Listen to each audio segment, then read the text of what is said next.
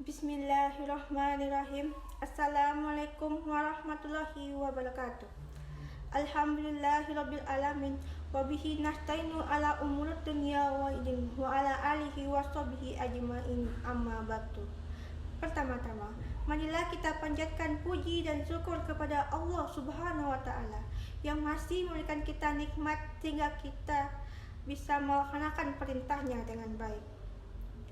Salawat serta salam semoga selalu tercurah limpahkan kepada junjungan kita, yakni Nabi Muhammad Sallallahu Alaihi Wasallam, yang dengan perjuangan beliau dan para sahabatnya kita bisa merasakan manisnya iman dan indahnya Islam.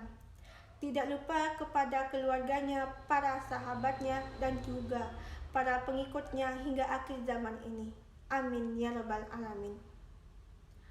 Pada kesempatan yang berbahagia ini, izinkan saya untuk menyampaikan judul sebuah kultum saya, yakni ikhlas. Mungkin semua orang telah tahu apa yang namanya ikhlas. Sering orang mengartikan ikhlas adalah melakukan sesuatu tanpa mengharapkan imbalan apa-apa. Dalam agama kita, ikhlas adalah melakukan sesuatu karena Allah Subhanahu wa taala. Ikhlas sendiri mempunyai terdapat praktek-praktek dalam kehidupan kita sehari-hari. Contohnya, ikhlas dalam bekerja, ikhlas dalam beramal, ikhlas dalam mengajar, ikhlas dalam beribadah, dan lain-lain sebagainya. Nah, contohnya, apabila kita masukkan dalam konteks ibadah, maka ikhlas berarti melakukan ibadah karena Allah Subhanahu wa taala, bukan yang lain. Bukan karena ingin dipuji, bukan karena ingin terlihat soleh, tapi benar-benar semata-mata hanya karena Allah Subhanahu wa taala.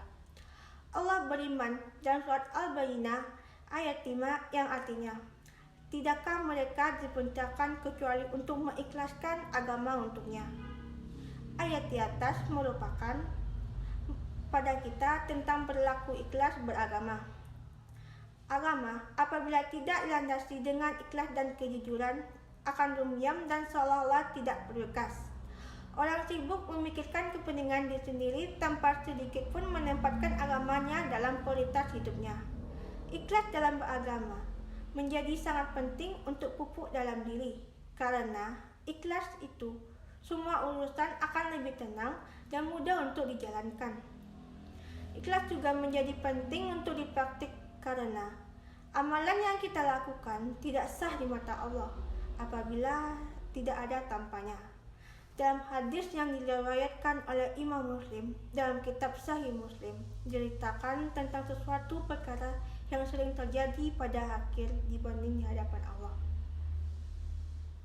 Nanti di hadapan Allah ada seorang hamba yang ditanya Allah, "Apa yang telah kamu lakukan di dunia wahai hambaku?"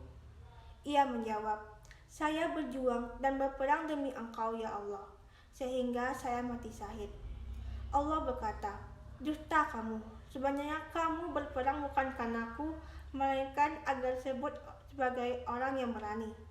Kini kamu telah menyandang gelar tersebut." Kemudian Allah perintahkan agar dia dicampakkan dan dilemparkan ke neraka.